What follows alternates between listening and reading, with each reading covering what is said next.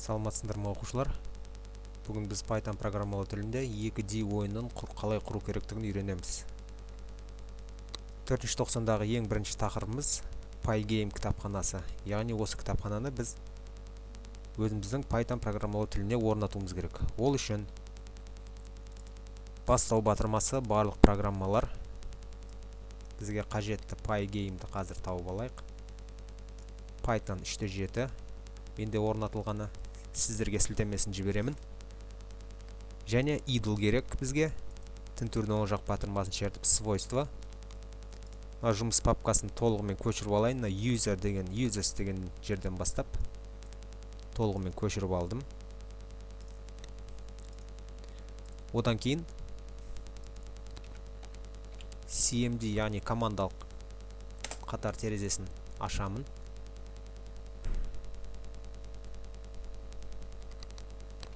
Одан кейін түпкілікті S дискісіне өтемін. Назар аударамыз мына жерге. Одан соң бағана көшіріп алған ақпаратты тінтуірдің оң жақ батырмасын басып, контексттік менюден вставить. Қосымша тағы да scripts. Керісінше slash. Одан кейін pip install pygame командасын орындаймын да Enter'ді басамын.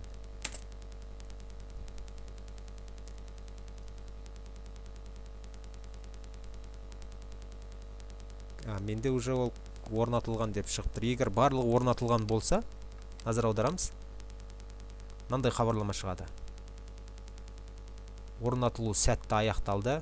Яғни Pygame сәтті орнатылды. Мынау версиясы 1.9 деген. Енді қосымша мынаяқта мынандай ақпарат шығып тұр. Қазіргі таңда Pygame версиясы 20-шы версия бар дейді. Ол және қолжетімді.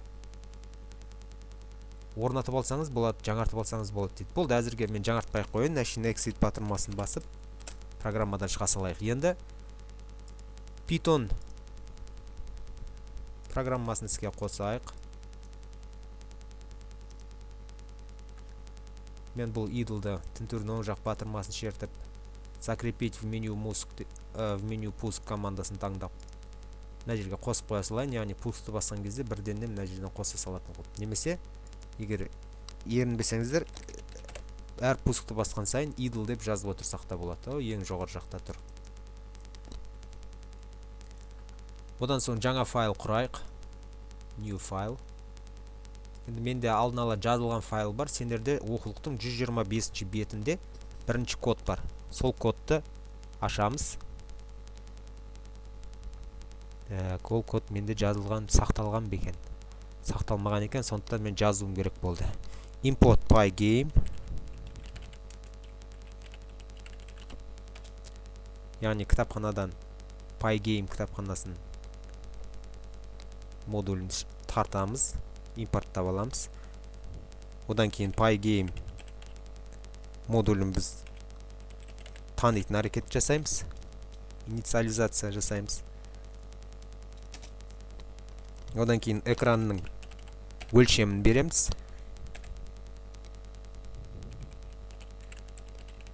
Pygame.display .set mode 640-та 480.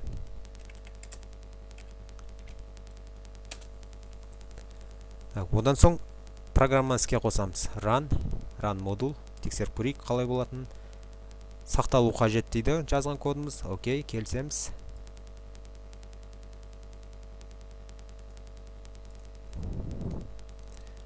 Бұл код бізде 125-ші бетте болғандықтан мен B 125 деп сақтап қояйын. Сохранить. Яғни Pygame терезесі ашылды. Нұсқасы мына жерде тұр. Яғни версиясы 1.9.6. Hello from the Pygame community. Қосымша ақпаратты мына жерден көрсек болады. Егер ерінбесеңдер әрине. Тереземіз ашылды. Назар аударамыз мына жерге.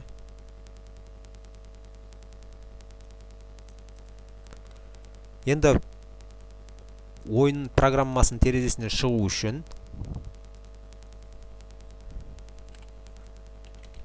назар аударамыз. Мен қазір exit деп теріп көрейін. Enter'ді басам. Егер программадан шыққыңыз келсе, мына жерде назар аударамыз. Используйте exit жақша немесе Ctrl+Z return to exit.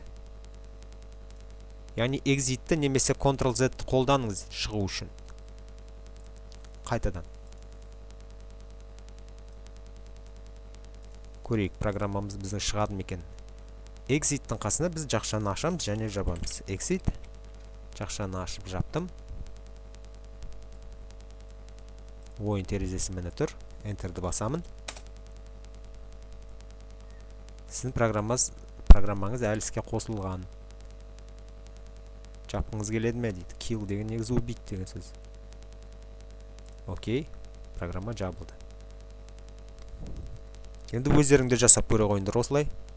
Одан кейін 125 беттегі екінші кодты тереміз, міндетті түрде тереміз. Одан кейін, яғни ол жерде екінші кодта бізде программадан шығатын программа коды жазылған. Сол жерден программа кодымен таныса бересіңдер. Одан кейін 126 беттегі үшінші кодты тереміз, міндетті түрде Python программалау тілінде. Одан соң сендерге қосымша тапсырмалар беремін. Назар қойып тыңдағандарыңызға рахмет.